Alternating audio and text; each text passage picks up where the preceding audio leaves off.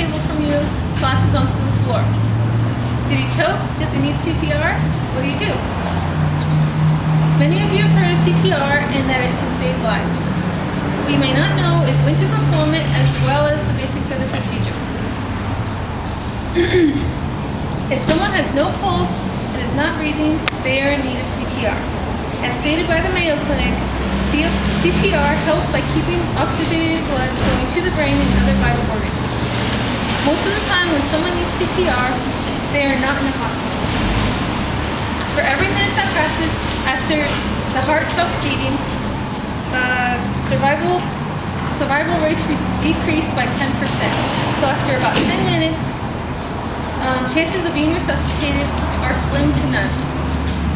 CPR saves lives and is an invaluable procedure that almost anyone can learn.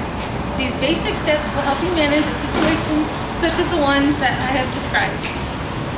I am CPR certified and I am registered with the National Registry of EMTs as an EMT basic. Your first step would be to contact 911. Get someone else to do this, but if you're by yourself, do this quickly so you can move on to the airway. So you're going to start with a hard, flat surface. Usually the floor is the best choice. Now you're going to clear the airway by tilting the head, tilting the chin up and the forehead downward, and it'll look like this. In a normal person, it'll stay in that position. Once you have the airway cleared, you're going to check the mouth to see if there are any obstructions such as vomit or food. If you see anything, remove it. Now that you have the airway cleared, you're going to check for breathing. You're going to do this by placing your cheek by the air, where the air is going to be coming out, while at the same time checking the chest for an up and down movement, which would indicate breathing. And it'll look like this. Now after 10 seconds, if you don't feel anything, that means the person isn't breathing.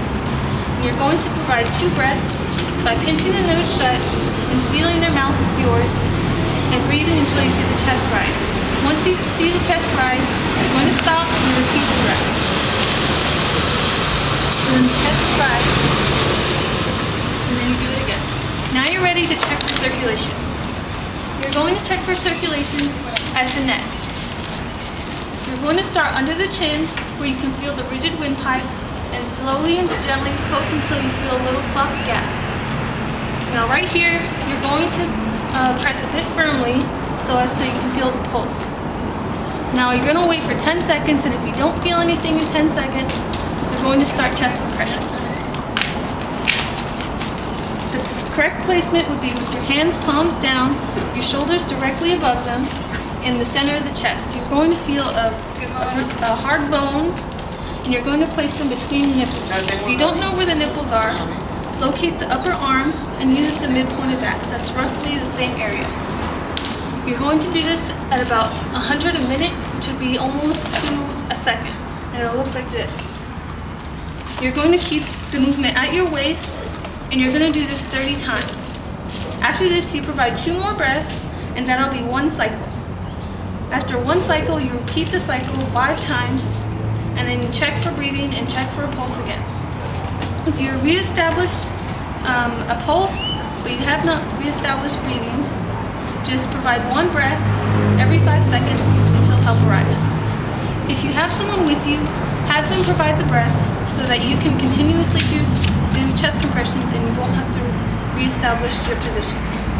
Also, after 5 cycles, if you have not, if you've gotten tired, you can switch with the other person so that the compressions will be efficient.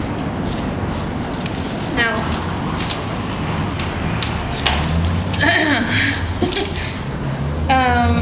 if someone has neither breathing or a pulse, they are already dead. So do whatever you can to help this person. The steps for performing CPR are ABC: airway, breathing, and circulation. Keep in mind that CPR for pre-puberty children or infants is different. If you would like to learn more about these types of CPR or about CPR for adults in more depth, you can visit mayoclinic.com or americanheart.org. Remember, if you're unsure as to how to help an unconscious person, keep the 911 operator on the phone to guide you. And I hope you all learned something today. Thank you.